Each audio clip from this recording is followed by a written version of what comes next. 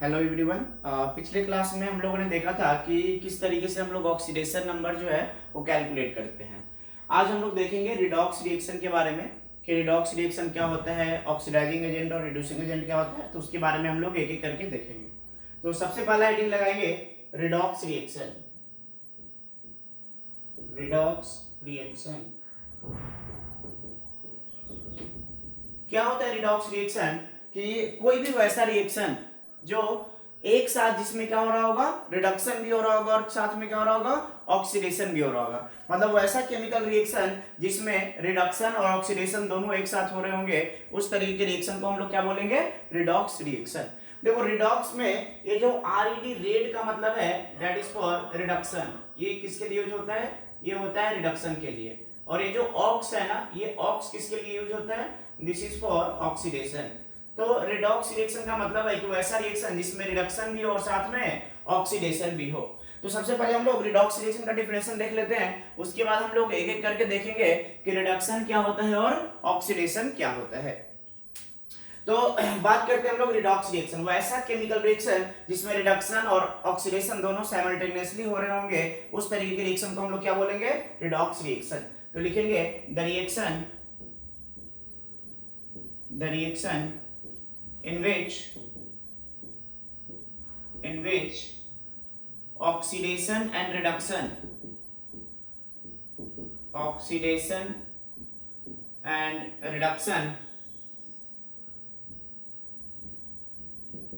takes place simultaneously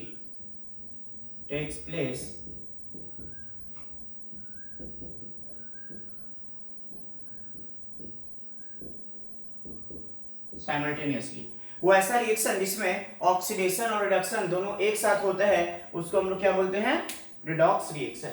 जैसे example कोई भी एक रिएक्शन ले लो, जैसे मान लो मीथेन ही है।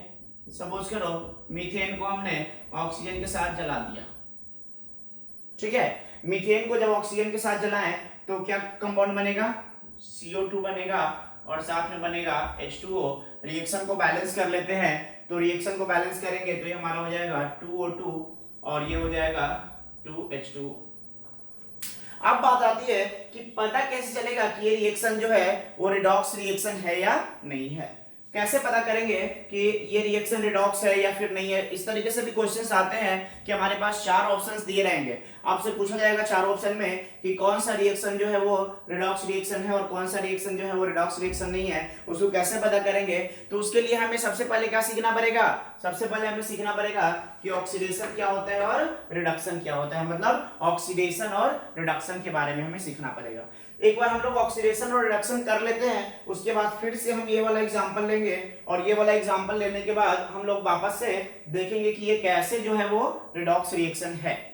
समझ में आ गई बात? देखो ऑक्सीडेशन नंबर हम लोगों ने ऑलरेडी निकालना सीख रखा है, तो ऑक्सीडेशन नंबर अगर निकालोगे तो बताओ यहाँ पे इस कार्बन का ऑक्सीडेशन नंबर कितना हो जाएगा, इस कार्बन का ऑक्सीडेशन नंबर कितना हो जाएगा, -4। हाइड्रोजन का ऑक्सीडेशन नंबर कितना है, +1। ऑक्सीजन का ऑक्सीडेशन स्टेट कितना होगा, यहाँ पे कंबाइंड स्टेट है क्या या फ्री स्टेट, अनकंबाइंड स्टेट है, अनकंबाइंड ऑक्सीजन अपने साथ ही जुड़ा हुआ है, तो कितना हो जाएगा, 0। इस तरीके से कहीं भी अगर अनकंबाइंड स्टेट हो ना, मतलब किसी दूसरे एटम के साथ नहीं जुड़ा हुआ, बस अपने मतलब मॉलिक्यूलर फॉर्म हो या फिर एलिमेंटल फॉर्म हो, तो ऑक्सीडेशन नंबर कितना होता है, 0। इसलिए यहाँ पे ऑक्सीजन का ऑक्सीडेशन नंबर कितना हो जाएगा, 0। यहाँ पे कार्बन का ऑक्सीडेशन नंबर कितना होगा, कार्बन का ऑक्सीडेशन नंबर होगा +4, ऑक्सीजन का -2, हाइड्रोजन का +1 और ऑक्सीजन का -2। अब बताओ यहाँ पे किसका ऑक्सीडेशन नंबर चेंज हो रहा है? एक तो ऑक्सीडेशन नंबर चेंज हो रहा है, वो हो रहा है कार्बन का, और दूसरा जो हो रहा है वो किसका हो रहा है, ऑक्सीजन का। समझ में आ रही बात? तो कार्बन का ऑक्सीडेशन नंबर क्या हो रहा है, बढ़ रहा है या घट रहा है? कार्बन का ऑक्सीडेशन नंबर क्या हो रहा है, इंक्रीज हो रहा है, और ऑक्सीजन का ऑक्सीडेशन नंबर क्या हो रहा है, डिक्रीज कर रहा है। या तो यहां देख लो या फिर यहां देख लो, दोनों जगह पे क्या हो रहा है, ऑक्सीडेशन का ऑक्सीडेशन नंबर डिक्रीज हो रहा है, 0 से कहां जा रहा है, -2 में, और कार्बन +4 से -4 से कहां जा रहा है, +4 में। तो जब रिएक्टेंट में किसी दो एलिमेंट का एक का ऑक्सीडेशन नंबर डिक्रीज करता है और दूसरे का ऑक्सीडेशन नंबर इंक्रीज करता है, तो इस तरीके का रिएक्शन अगर कहीं भी दिखेगा मतलब वो रिडॉक्स रिएक्शन होगा। अब इसमें कैसे पता करेंगे कि कहां पे ऑक्सीडेशन हो रहा है, कहां पे रिडक्शन हो रहा है? तो ये जो इंक्रीज होता है ना, ये इंक्रीज इन ऑक्सीडेशन नंबर होता है, इसको हम लोग बोलते हैं ऑक्सीडेशन। क्या बोलते हैं? ऑक्सीडेशन। और जो डिक्रीज इन ऑक्सीडेशन नंबर होता है इसको हम लोग बोलते हैं रिडक्शन। क्या बोलते हैं? रिडक्शन। तो इसमें हमारा ऑक्सीडेशन भी हो रहा है और साथ ही साथ रिडक्शन भी हो रहा है। तो ऑक्सीडेशन रिडक्शन दोनों एक ही रिएक्शन में हो रहा है, एक साथ हो रहा है, इस वजह से रिएक्शन कैसा कहलाएगा? रिडॉक्स रिएक्शन कहलाएगा। तो रिडॉक्स रिएक्शन को डिटेल में पढ़ने से पहले हम लोग रिडक्शन और ऑक्सीडेशन को एक एक करके पहले डिटेल में कर लेते हैं, उसके बाद वापस हम लोग रिडॉक्स रिएक्शन पे आएंगे। तो नेक्स्ट हेडिंग लगाएंगे oxidation and reduction.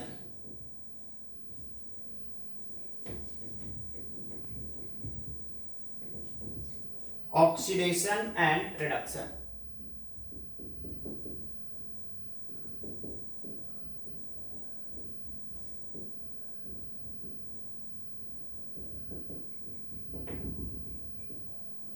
Oxidation and reduction. देखो ऑक्सीडेशन पहले भी हम लोगों ने 9th-10th क्लास में सुना होगा। ऑक्सीडेशन मतलब ऑक्सीजन का जुड़ना, ठीक है। ऑक्सीडेशन मतलब अच्छा, कभी कभी ये भी कंफ्यूजन होता है कि क्या ऑक्सीडेशन और कंबसन दोनों सेम ही है। देखो अगर हम बात कर लेते, थोड़ा सा ब्रीफली बात कर लेते हैं ऑक्सीडेशन वर्सेस कंबसन का। ऑक्सीडेशन वर्सेस कंबसन, दोनों में क्या डिफरेंस है? ऑक्सीडेशन मतलब हम लोग पढ़े थे क्या कि ऑक्सीडेशन जो होता है वो कार्बन का ऑक्सीजन का जुड़ना। ऑक्सीजन का जुड़ना क्या कहलाता है? ऑक्सीडेशन। कंबसन में भी क्या होता है? वही चीज होता है कि अगर ऑक्सीजन जुड़ता है तो क्या होता है? कंबसन होता है। मतलब रिएक्शन कैसा होता है? एक्सोथर्मिक, कुछ हीट निकलता है, उसको हम लोग बोलते हैं कंबसन। तो क्या ऑक्सीडेशन और कंबसन दोनों सेम है? मतलब ऑक्सीडेशन रिएक्शन और कंबसन रिएक्शन क्या दोनों सेम होगा? नहीं, दोनों में डिफरेंस है। डिफरेंस क्या है कि कंबसन कहने का मतलब है कि ठीक है ऑक्सीजन के प्रेजेंस में तो हो रहा है, ये भी combustion is also taking place in the presence of oxygen, but combustion में हीट निकलना जरूरी है। मतलब ये हमेशा एक्सोथर्मिक होगा, मतलब हीट निकलेगा ही निकलेगा। लेकिन ऑक्सीडेशन में हीट निकलेगा ये कोई जरूरी नहीं है। तो ये दोनों में मेन डिफरेंस है ऑक्सीडेशन और कंबसन में। तो दोनों में कंफ्यूज नहीं होना है, दोनों को सेम नहीं समझना है। There is a difference. Oxidation और कंबसन जो है वो सेम नहीं है। चलो तो हम लोग बात कर लेते हैं ऑक्सीडेशन और रिडक्शन की। तो अलग अलग कॉन्सेप्ट है। सबसे पहले हम लोग बात कर लेते हैं कि इन टर्म्स ऑफ ऑक्सीजन तो हम लोग क्या बोलते हैं कि पहला डिफिनेशन जो हम लोग लिखने जा रहे हैं कि ऑक्सीडेशन क्या होता है? एडिशन ऑफ ऑक्सीजन, मतलब ऑक्सीजन का जुड़ना या फिर हाइड्रोजन का रिमूव होना। ऑक्सीजन का जुड़ना या हाइड्रोजन का रिमूव होना क्या कहलाएगा? ऑक्सीडेशन। तो इसका उल्टा कर दो, वो हो जाएगा रिडक्शन, मतलब ऑक्सीजन का हटना या हाइड्रोजन का जुड़ना। ठीक है, तो पहला हम लोग डिफिनेशन जो लिख रहे हैं एडिशन ऑफ ऑक्सीजन और removal of hydrogen is called oxidation. समझ में आ गई बात? ऑक्सीजन का जुड़ना या हाइड्रोजन का रिमूव होना क्या कहलाएगा? ऑक्सीडेशन। और रिडक्शन क्या हो जाएगा? रिडक्शन इसका उल्टा। रिडक्शन के बारे में क्या लिखेंगे? Removal of oxygen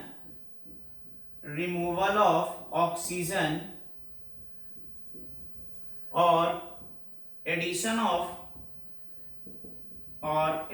of hydrogen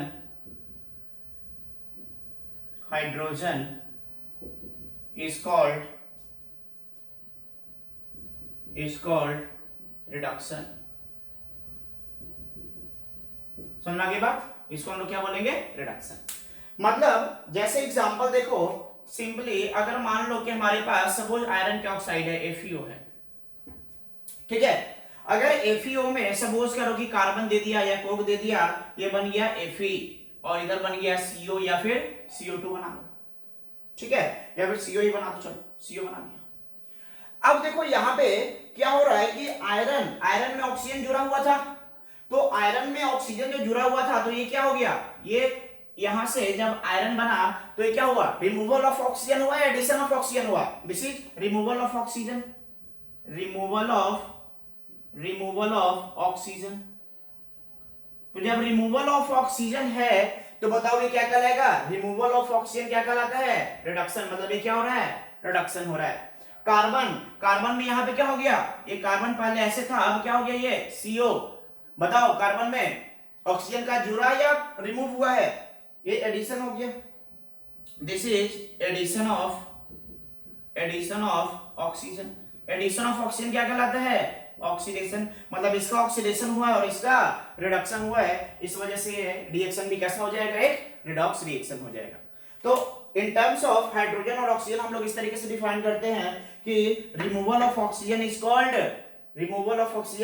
reduction and addition of oxygen is called oxidation. उसी तरीके से हम लोग हाइड्रोजन के टर्म्स में बोल सकते हैं कि हाइड्रोजन का जो ये removal of hydrogen is called oxidation and addition of hydrogen is called reduction. ठीक है, तो यह है ऑक्सीजन और हाइड्रोजन के अकॉर्डिंग ऑक्सीडेशन और रिडक्शन का डिफिनेशन।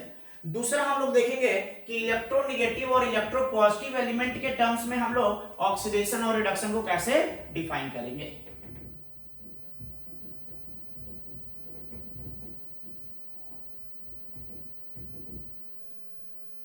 दूसरा डिफिनेशन है एडिशन ऑफ इलेक्ट्रोनेगेटिव एलिमेंट और removal of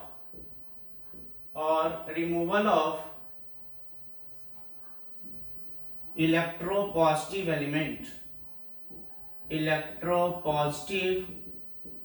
element is called oxidation।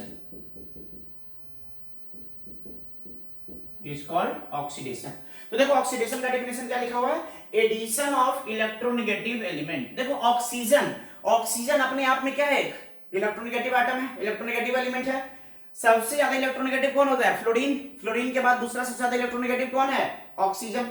तो ये वही चीज है, मतलब इसको केवल ऑक्सीजन के टर्म्स में ना बोल करके हम लोग इलेक्ट्रोनेगेटिव एलिमेंट्स के टर्म में हम लोग बोल रहे हैं। समझ में आ रही बात? तो ऑक्सीजन की जगह पे अगर फ्लोरीन हो, नाइट्रोजन हो, तो ये सब की वजह से भी अगर इसका एडिशन होता है तो क्या कहलाएगा? वो प्रोसेस कहलाएगा ऑक्सीडेशन। समझ में आ रही बात? और removal of electropositive element, hydrogen is considered as electropositive element. ठीक है, तो ये भी उसी तरीके से बात हो गया कि जो हम लोग लिखे गए थे रिमूवल ऑफ हाइड्रोजन, ये यहाँ पे क्या लिखा हुआ है? Removal of electropositive element. Why? क्योंकि hydrogen is also considered as electropositive element. तो जो पहले वाला डिफरेंस था और ये वाला डिफरेंस बिल्कुल सेम है। डिफरेंस क्या है इसमें कि वो केवल ऑक्सीजन के लिए था, ये कोई भी इलेक्ट्रोनेगेटिव एलिमेंट के लिए हो सकता है। वो केवल हाइड्रोजन के लिए था, ये कोई भी इलेक्ट्रोपॉजिटिव एलिमेंट के लिए हो सकता है। समझ में आ रही बात? तो इसको हम लोग बोल देगा ऑक्सीडेशन। और अगर रिडक्शन के लिए अगर हम बात करें तो क्या करेंगे? रिमूवल ऑफ इलेक्ट्रोनेगेटिव एलिमेंट और addition of electropositive element is called reduction. तो रिडक्शन के बारे में लिख लो, रिमूवल ऑफ इलेक्ट्रोनेगेटिव एलिमेंट और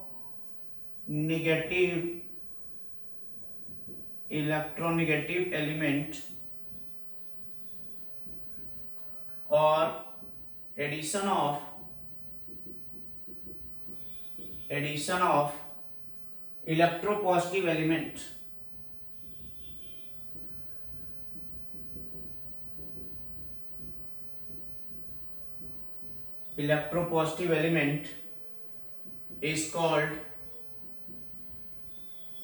reduction। समझ में आ गई बात? सीधा उल्टा है। जैसे वहां पे रिडक्शन के लिए हम लोग क्या बोल रहे थे? वहां पे रिडक्शन के लिए बोल रहे थे कि रिमूवल ऑफ ऑक्सीजन, यहाँ पे क्या है? Removal of electronegative element. Oxygen is also a electronegative element. और क्या बोल सकते हैं? Addition of electropositive element. Hydrogen के टर्म्स में क्या बोल रहे थे? Addition of hydrogen is also electropositive element. तो पिछला वाला अगर हम एग्जांपल ले ले तो भी इस एग्जांपल में फिट कर जाएगा, क्योंकि ऑक्सीजन हमारा इलेक्ट्रोनेगेटिव होता है और हाइड्रोजन हमारा इलेक्ट्रोपॉजिटिव एलिमेंट होता है। तो जो पिछला वाला डिफिनेशन था, फर्स्ट डिफिनेशन, वो किस पे था? केवल हाइड्रोजन और ऑक्सीजन के लिए था। ये थोड़ा सा ब्रॉड हो गया, जितने भी इलेक्ट्रोनेगेटिव एलिमेंट और इलेक्ट्रोपॉजिटिव एलिमेंट है उसके लिए डिफाइन हो जाएगा। तीसरा जो है हमारा, थर्ड इज इलेक्ट्रॉनिक कंसेप्ट, उसमें क्या है, दिस इज द सबसे मॉडर्न कॉन्सेप्ट यही है और सबसे बेस्ट यही है। आप आसानी से इससे क्या कर लोगे, पहचान लोगे कि रिएक्शन रेडॉक्स है या नहीं है, मतलब ऑक्सीडेशन और रिडक्शन हो रहा है या फिर नहीं हो रहा है। तो तीसरा डिफिनेशन हम लोग लिखने जा रहे हैं, loss of electron, loss of electron और increase in oxidation number, increase in oxidation number is called oxidation. ठीक है, उसी तरीके से रिडक्शन के बारे में क्या लिखेंगे, देखो जैसे पहले इसको समझ लेते हैं। लॉस ऑफ इलेक्ट्रॉन, इलेक्ट्रॉन का लूज होना, मतलब इलेक्ट्रॉन अगर रिमूव हो रहा है, लॉस को रिमूवल भी बोल सकते हैं। अगर किसी एलिमेंट से इलेक्ट्रॉन रिमूव हो रहा है तो प्रोसेस क्या कहलाएगा, ऑक्सीडेशन। और जब इलेक्ट्रॉन रिमूव होता है तो हमेशा ऑक्सीडेशन नंबर में इंक्रीज होता है, मतलब ऑक्सीडेशन नंबर क्या करता है, इंक्रीज करता है। तो लॉस ऑफ इलेक्ट्रॉन या फिर इंक्रीज इन ऑक्सीडेशन नंबर दोनों एक ही बात है। इंक्रीज इन ऑक्सीडेशन नंबर तभी होगा जब there is loss of electron, और जब लॉस ऑफ इलेक्ट्रॉन होगा then there will be increase in oxidation number. तो कुछ भी बोल लो, दोनों सेम ही है।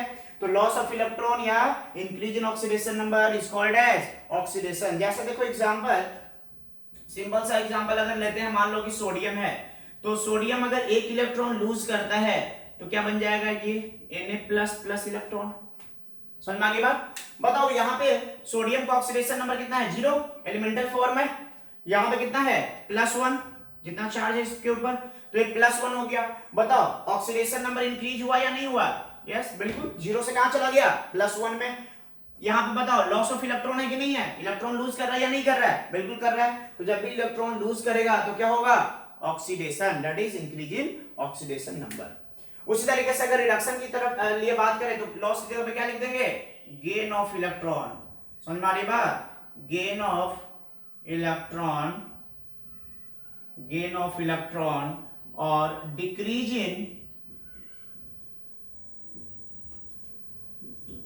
इन oxidation number, decrease in oxidation number is called reduction. इसको हम लोग क्या बोलेंगे, रिडक्शन बोलेंगे। किसको, गेन ऑफ इलेक्ट्रॉन, इसका just reverse, gain of electron या फिर डिक्रीज इन ऑक्सीडेशन नंबर। जैसे एग्जांपल मान लो कि क्लोरीन है, क्लोरीन अगर 2 इलेक्ट्रॉन एक्सेप्ट कर लिया तो क्या बन जाएगा, 2Cl- बन जाएगा। समझ में आ गई बात। अब देखो यहाँ पे ये इलेक्ट्रॉन क्या कर लिया, गेन कर लिया, एक्सेप्ट कर लिया। यहाँ पे इसका ऑक्सीडेशन नंबर कितना है, 0, यहाँ पे कितना हो गया, -1।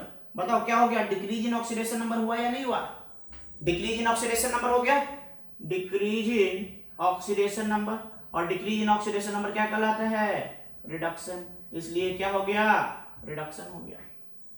आगे बात समझ में। तो ये हमारा सबसे इंपॉर्टेंट कॉन्सेप्ट है, इसी से हम लोग पता करेंगे कि रिएक्शन जो है वो रिडॉक्स रिएक्शन है या नहीं है। ठीक है, चलो हम लोग कुछ एग्जांपल्स देख लेते हैं। आपको आइडेंटिफाई करना है कि कौन कौन सा रिएक्शन जो है वो रिडॉक्स रिएक्शन है और कौन कौन सा रिएक्शन जो है वो रिडॉक्स रिएक्शन नहीं है।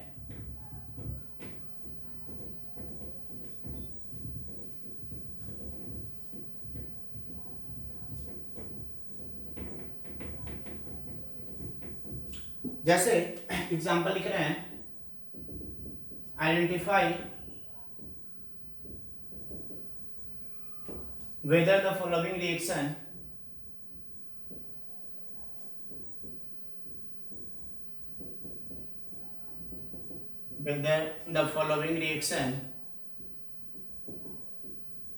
is a redox reaction or not, is a redox reaction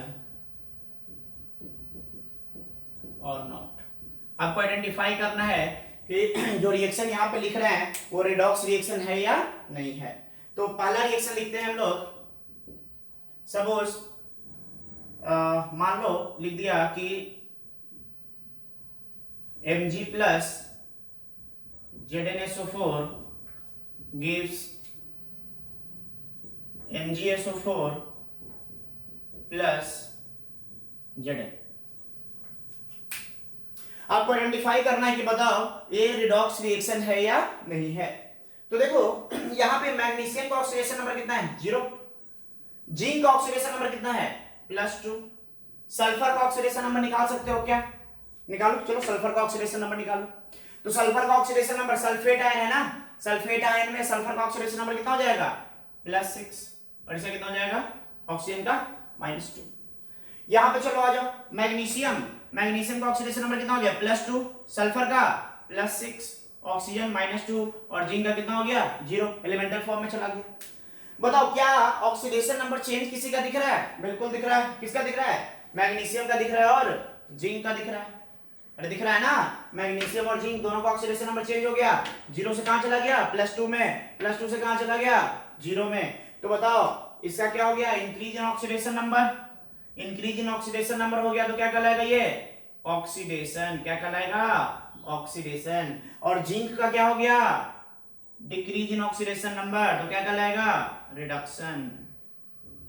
समझ में आ रही बात। तो अगर क्वेश्चन पूछ दे कि बताओ क्या ये रिडॉक्स रिएक्शन है, बिल्कुल this is a redox reaction, ये एक रिडॉक्स रिएक्शन है। क्यों, क्योंकि इसमें ऑक्सीडेशन और रिडक्शन दोनों एक साथ हो रहा है। नेक्स्ट एग्जांपल सेकंड वन, जैसे कैल्शियम कार्बोनेट है, कैल्शियम कार्बोनेट को हीट कर दो, क्या बन जाएगा कैल्शियम ऑक्साइड प्लस CO2। चलो बताओ क्या ये रिडॉक्स रिएक्शन है या नहीं है, चेक करते हैं। कैल्शियम का ऑक्सीडेशन नंबर बताओ, अल्कलाइन अर्थ मेटल +2, कार्बन का यहाँ पे कितना हो जाएगा कार्बोनेट आयन, कार्बोनेट आयन में कार्बन का ऑक्सीडेशन नंबर कितना होगा, ऑक्सीजन का तो -2 होगा, ठीक है। बताओ कार्बन का ऑक्सीडेशन नंबर कितना हो जाएगा, कैसे निकालोगे।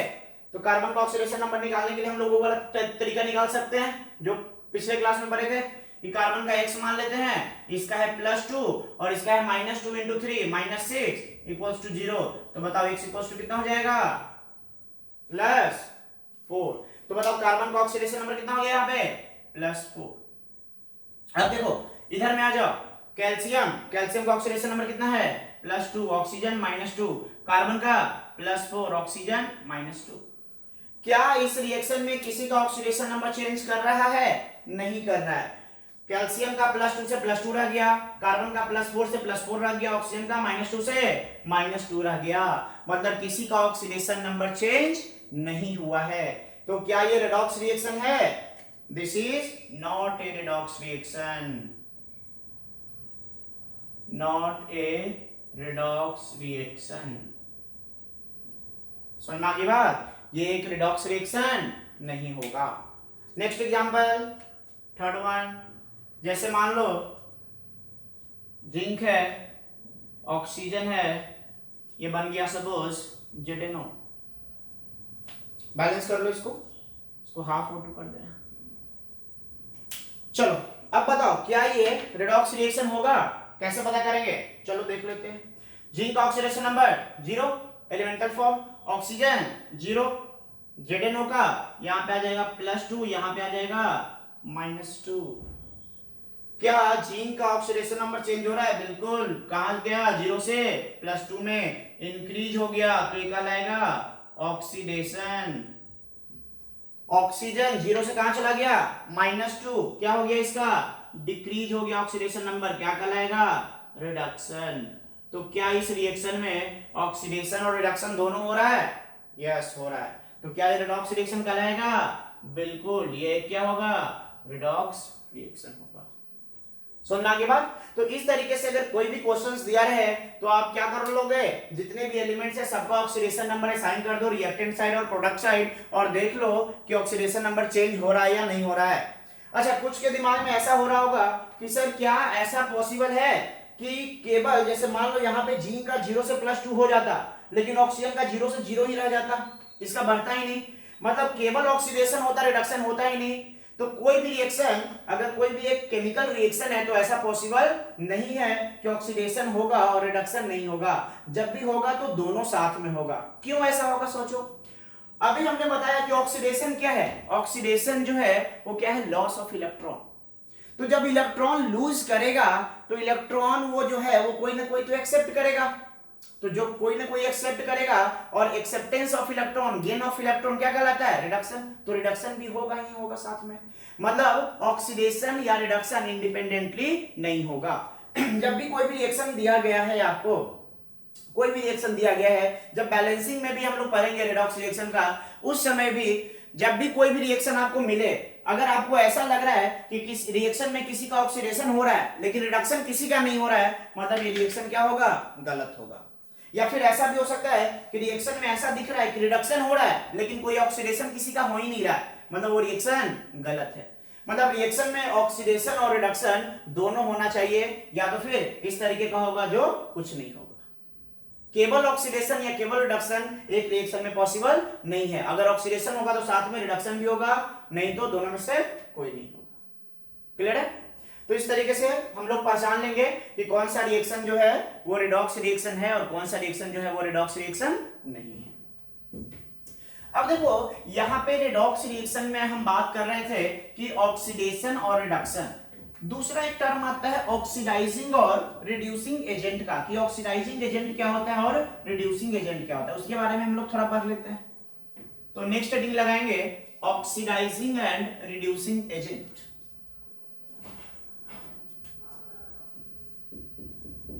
ऑक्सीडाइजिंग एंड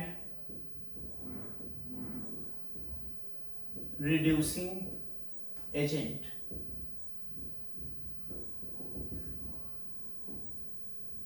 देखो ऑक्सीडाइजिंग एजेंट के बारे में पहले पढ़ते हैं हम लोग। ऑक्सीडाइजिंग एजेंट क्या होता है? जो दूसरे को ऑक्सीडाइज करता है। ऑक्सीडाइजिंग एजेंट मतलब कि वैसा केमिकल स्पीसीज या वैसा स्पीसीज जो दूसरे को क्या कर दे? ऑक्सीडाइज कर दे। अब बताओ दूसरे को ऑक्सीडाइज करेगा तो खुद क्या होगा? खुद को रिड्यूस कराना पड़ेगा। दूसरे को ऑक्सीडाइज करा रहा है मतलब खुद को क्या कराएगा? रिड्यूस कराएगा। मतलब हम बात करते हैं ऑक्सीडाइजिंग एजेंट का क्या होता है? रिडक्शन होता है, मतलब खुद क्या हो जाता है? वो रिड्यूस हो जाता है। मतलब हम लोग लिखेंगे कि एजेंट और species which oxidizes other and itself undergoes reduction।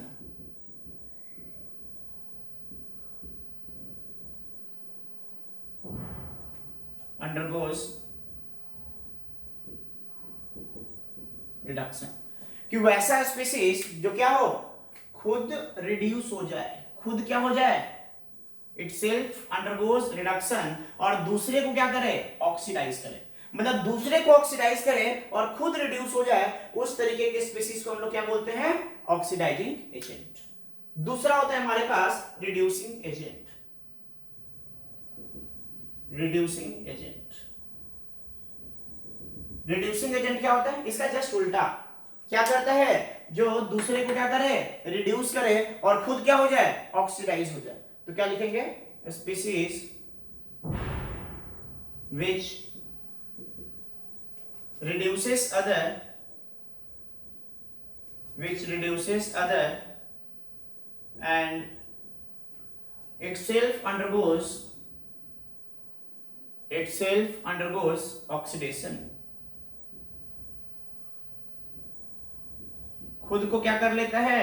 Oxidise, और दूसरे को क्या करा देता है? Reduce. reduces other and itself undergoes oxidation। समझ में आ रही बात? जो खुद को ऑक्सीडाइज कर ले और दूसरे को रिड्यूस कराए उसको हम लोग बोलते हैं रिड्यूसिंग एजेंट। क्लियर है? जैसे देखो लो एक एग्जांपल, जैसे मान लो कि कार्बन है, ऑक्सीजन के साथ कंबाइन किया और ये बन गया CO2। समझ में आ रही बात? अब अगर आपसे पूछा जाए कि बताओ इस रिएक्शन में आपको आइडेंटिफाई करना है कि ऑक्सीडाइजिंग एजेंट कौन है, ऑक्सीडाइजिंग एजेंट कौन है और रिड्यूसिंग एजेंट कौन है, रिड्यूसिंग एजेंट कौन है। ठीक है, ये आपको फाइंड आउट करना है। अच्छा, ऑक्सीडाइजिंग एजेंट को ऑक्सीडेंट भी बोलते हैं। Oxidant, oxidising agent is also called as oxidant, और रिड्यूसिंग एजेंट को हम लोग बोलते हैं रिडक्टेंट। रिडक्टेंट। तो oxidising agent is also called as oxidant. तो कहीं कहीं पे अगर क्वेश्चन में पूछ दिया जाए कि ऑक्सीडेंट कौन सा है, तो डोंट गेट कंफ्यूज, ऑक्सीडेंट मतलब क्या पूछा जा रहा है, ऑक्सीडाइजिंग एजेंट। और अगर क्वेश्चन में पूछ दिया जाए रिडक्टेंट, तो रिडक्टेंट का मतलब क्या है, रिड्यूसिंग एजेंट। ठीक है, तो अब ये क्वेश्चन है आपके पास कि C प्लस O2 बन रहा है CO2, इसमें आपको बताना है कि ऑक्सीडाइजिंग एजेंट कौन है और रिड्यूसिंग एजेंट कौन है। तो क्या करेंगे हम लोग, सबसे पहले ऑक्सीडेशन नंबर असाइन करते हैं, यहाँ पे 0, यहाँ पे 0, यहाँ पे +4, यहाँ पे -2। बताओ ऑक्सीडेशन किसका हो रहा है, कार्बन का, ये हो रहा है ऑक्सीडेशन, और ये हो रहा है रिडक्शन। रिडक्शन किसका हो रहा है, ऑक्सीजन का, ऑक्सीडेशन किसका हो रहा है, कार्बन का। तो जो खुद ऑक्सीडाइज हो जाए, ये अपने आप को क्या कर रहा है, ये अपने आप को क्या कर रहा है, ऑक्सीडाइज कर रहा है। ये अपने आप को ऑक्सीडाइज कर रहा होगा, मतलब दूसरे को क्या कर रहा होगा, ये अपने आप को ऑक्सीडाइज कर रहा है, इटसेल्फ अंडरगोज ऑक्सीडेशन। कार्बन क्या हो रहा है, खुद ऑक्सीडाइज हो रहा है। ध्यान दो, कार्बन खुद ऑक्सीडाइज हो रहा है, मतलब कार्बन कैसा बिहेव कर रहा होगा, ऑक्सीडाइजिंग या रिड्यूसिंग। जो खुद ऑक्सीडाइज हो रहा है मतलब दूसरे को क्या करा रहा होगा, वो रिड्यूस करा रहा होगा। मतलब यहाँ पे रिड्यूसिंग एजेंट कौन होगा, कार्बन। रिड्यूसिंग एजेंट कौन हो जाएगा, कार्बन। समझ में आ गई बात। ऑक्सीडाइजिंग एजेंट की बात करते हैं। देखो ऑक्सीजन 0 से कहां चला गया, -2, ये हो रहा है रिडक्शन। खुद रिड्यूस हो गया ऑक्सीजन, खुद रिड्यूस हुआ, मतलब दूसरे को क्या कराया होगा, ऑक्सीडाइज कराया होगा। तो ये क्या चला जाएगा, oxidising agent, sorry oxygen. Oxygen is oxidising agent. ठीक है, तो यहाँ पे ऑक्सीडाइजिंग एजेंट कौन हो गया, ऑक्सीजन, और रिड्यूसिंग एजेंट कौन हो गया, कार्बन। कभी कभी ऐसा कंफ्यूज हो जाता है, जैसे लगता है क्या कि कार्बन यहाँ पे क्या हो रहा है, कार्बन का ऑक्सीडेशन। तो कुछ लोग बोल देता है कि कार्बन क्या है, ऑक्सीडाइजिंग एजेंट है। नहीं, खुद ऑक्सीडाइज हो रहा है, मतलब ये रिड्यूसिंग एजेंट होगा, दूसरे को रिड्यूस करा रहा है। दूसरे का देखना है कि दूसरे को क्या करा रहा है, उसके अकॉर्डिंग जो है उसको हम लोग क्लासिफाई करेंगे कि ऑक्सीडाइजिंग एजेंट है या फिर रिड्यूसिंग एजेंट है। जैसे कार्बन यहाँ पे खुद क्या हो गया, ऑक्सीडाइज, खुद ऑक्सीडाइज हुआ है, तो दूसरे को क्या करा रहा होगा, रिड्यूस, मतलब क्या कहलाएगा वो, रिड्यूसिंग एजेंट। ऑक्सीजन खुद क्या हुआ है, रिड्यूस, दूसरे को क्या करा रहा होगा, ऑक्सीडाइज, इसलिए ऑक्सीडाइजिंग एजेंट। ठीक है, तो ध्यान देंगे हम लोग किस तरीके से ऑक्सीडाइजिंग और रिड्यूसिंग एजेंट जो है रिएक्शन में हम लोग पता करते हैं। अब देखो ऑक्सीडाइजिंग और रिड्यूसिंग एजेंट के बारे में कुछ इंपॉर्टेंट पॉइंट्स हम लोग लिखने जा रहे हैं। 2-3 इंपॉर्टेंट पॉइंट्स है ऑक्सीडाइजिंग और रिड्यूसिंग एजेंट के बारे में, कि कोई भी स्पीसीज ऑक्सीडाइजिंग एजेंट होगा या रिड्यूसिंग एजेंट होगा, ये हम लोग कैसे पता करेंगे। ठीक है, तो देखो हम लोगों ने पढ़ा है ऑक्सीडेशन नंबर के बारे में कि मैक्सिमम ऑक्सीडेशन नंबर कितना हो सकता है, ग्रुप नंबर के बराबर, और मिनिमम ऑक्सीडेशन नंबर कितना हो सकता है, ग्रुप नंबर -8। ठीक है, इसमें कुछ एक्सेप्शंस भी थे, जैसे मेटल्स का ऑक्सीडेशन नंबर कभी भी नेगेटिव नहीं हो सकता है। ऑक्सीजन और फ्लोरीन सबसे ज्यादा इलेक्ट्रोनेगेटिव है, हमेशा क्या होगा, -1। ऑक्सीजन हमेशा -1 -2 होगा, या कभी कभी परऑक्साइड के केस में -1 होगा, या फिर सुपर ऑक्साइड के केस में -½ होगा। और एकमात्र ऐसा कंपाउंड है फ्लोरीन के साथ जिसमें ऑक्सीजन का ऑक्सीडेशन स्टेट प्लस में होता है। तो ये कुछ एक्सेप्शंस के साथ हम लोगों ने पढ़ रखा है कि मैक्सिमम और मिनिमम ऑक्सीडेशन स्टेट किसी भी एलिमेंट का कितना हो सकता है। तो हम लोग यहाँ पे पढ़ने जा रहे हैं important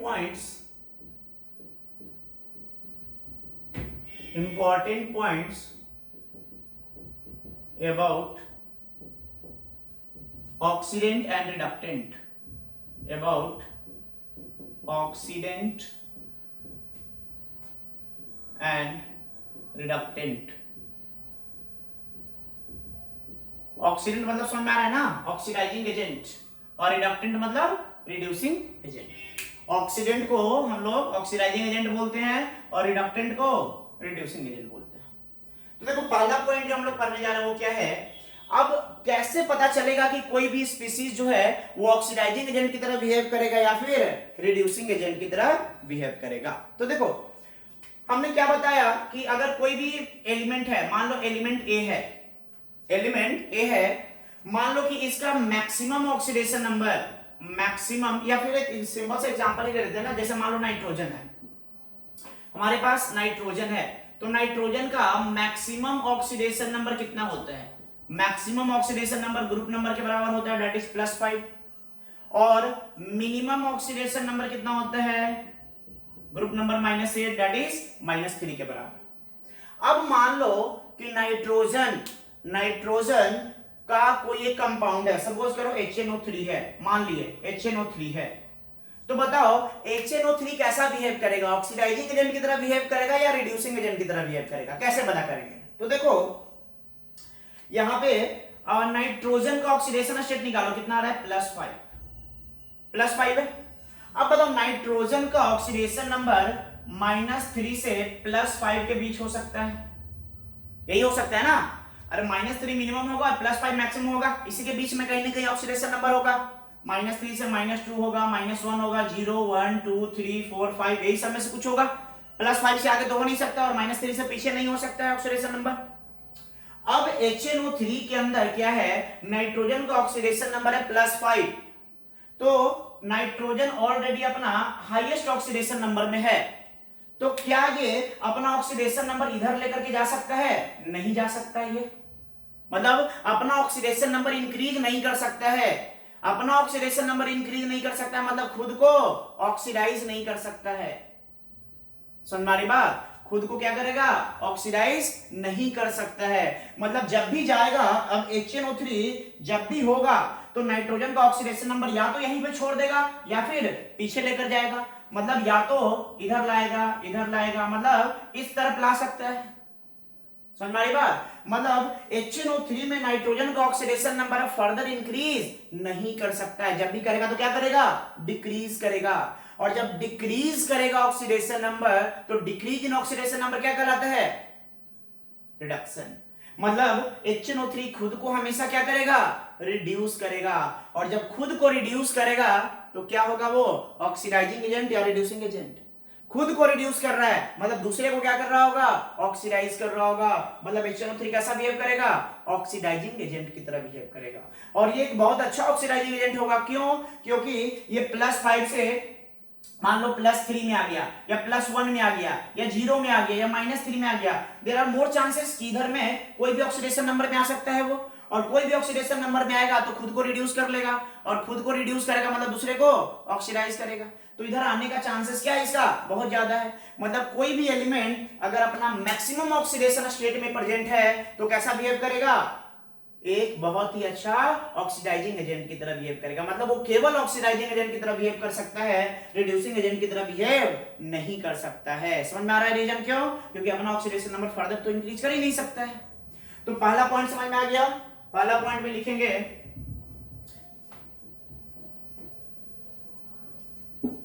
if an element is present in its maximum possible oxidation state,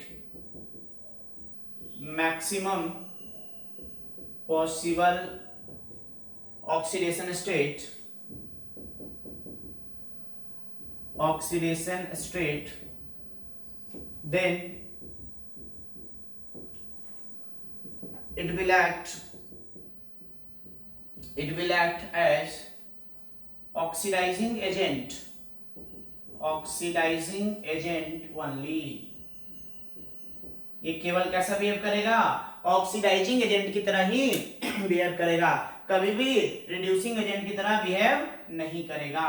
मतलब अगर ये मैक्सिमम पॉसिबल ऑक्सीडेशन स्टेट, मतलब जो हाईएस्ट पॉसिबल ऑक्सीडेशन स्टेट है, मैक्सिमम की जगह पे हाईएस्ट भी लिख सकते हो, ठीक है ना? मतलब अगर ये हाईएस्ट पॉसिबल ऑक्सीडेशन स्टेट में प्रेजेंट है तो कैसा बिहेव करेगा? केवल ऑक्सीडाइजिंग एजेंट की तरह बिहेव करेगा, कभी भी रिड्यूसिंग एजेंट की तरह बिहेव नहीं कर सकता है। जैसे एग्जांपल अभी हम लोगों ने देखा HNO3, उसी तरीके से H2SO4, KMNO4, K2Cr2O7, ठीक है? तो ये सब हमारे पास ऐसे एलिमेंट्स है, ऐसे कंपाउंड्स है जहां पे जो एलिमेंट है वो अपने क्या है? हाईएस्ट ऑक्सीडेशन नंबर में प्रेजेंट है।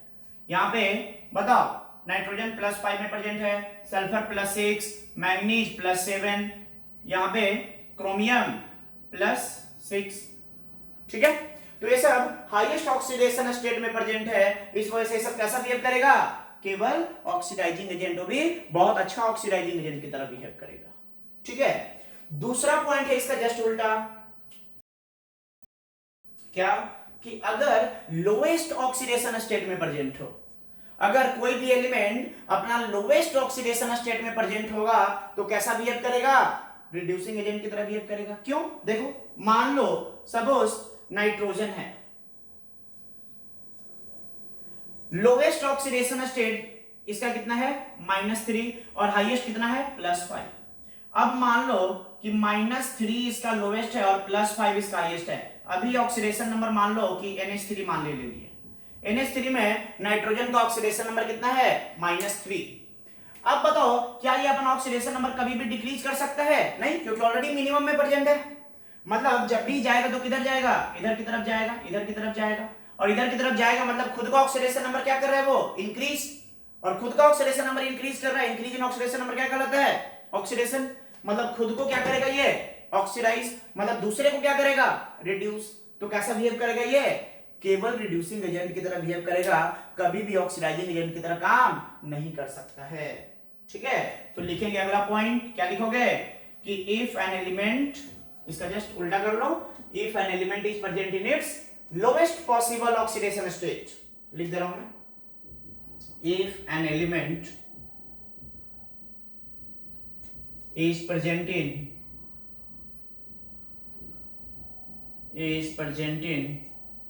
its lowest possible oxidation state,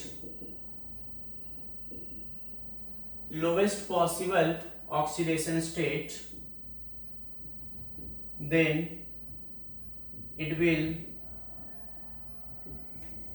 act as reducing agent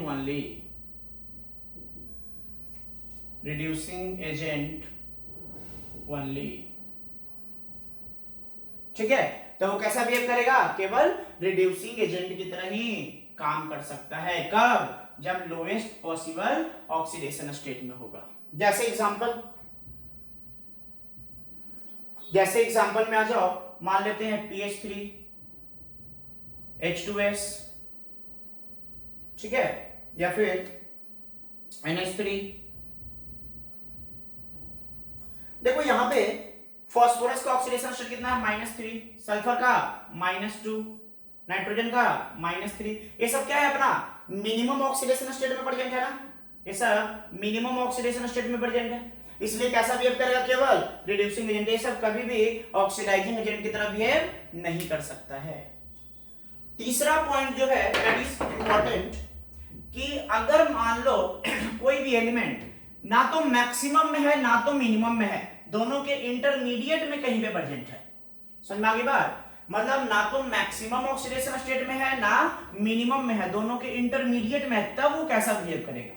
जैसे मान लो सपोज एक एग्जांपल लेते हैं, तीसरा पॉइंट, जैसे मान लो कि एग्जांपल ले लिए HClO2, ठीक है। बताओ HClO2 में क्लोरीन का ऑक्सीडेशन स्टेट कितना है, +3 है ना, +3। अब बताओ +3 है, क्लोरीन का मैक्सिमम ऑक्सीडेशन स्टेट कितना हो सकता है, +7। मिनिमम कितना हो सकता है, -1। अभी है कहां पे, देखो -1 या -0 1 2 3 4 5 6 7, तो 0 1 2 3 यहां पे है, ये +3 में प्रेजेंट है। तो बताओ क्लोरीन जो है अपना ऑक्सीडेशन नंबर इधर लेके जा सकता है कि नहीं जा सकता है, बिल्कुल जा सकता है। क्या क्लोरीन अगर इधर लेके जाएगा तो क्या कर रहा है, वो अपना ऑक्सीडेशन नंबर इंक्रीज कर रहा है, मतलब खुद को क्या कर रहा है, ऑक्सीडाइज, मतलब दूसरे को क्या कर रहा होगा, रिड्यूस। तो कैसा बिहेव करेगा, रिड्यूसिंग एजेंट। क्या क्लोरीन अपना ऑक्सीडेशन नंबर डिक्रीज भी कर सकता है, बिल्कुल कर सकता है, और डिक्रीज करेगा तो खुद रिड्यूस हो जाएगा और दूसरे को क्या कर देगा, ऑक्सीडाइज। मतलब ये अपना ऑक्सीडेशन नंबर इंक्रीज भी कर सकता है, डिक्रीज भी कर सकता है, मतलब ये रिड्यूसिंग एजेंट की तरह भी काम करेगा और ऑक्सीडाइजिंग एजेंट की तरह भी काम करेगा। मतलब क्या हो गया, समझ में आया, मतलब हुआ कि कोई भी एलिमेंट अगर वो हाईएस्ट और लोवेस्ट के इंटरमीडिएट में कहीं भी है तो दोनों की तरह काम कर सकता है, ऑक्सीडाइजिंग एजेंट की तरह भी काम कर सकता है और रिड्यूसिंग एजेंट की तरह भी काम कर सकता है। तो तीसरा पॉइंट लिखेंगे,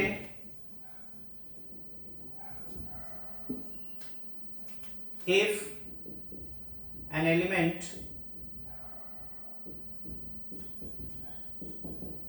is present in intermediate oxidation state,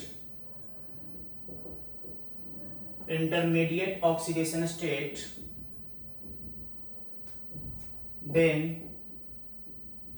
it can act as both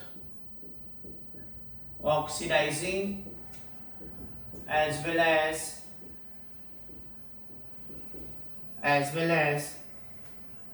reducing agent।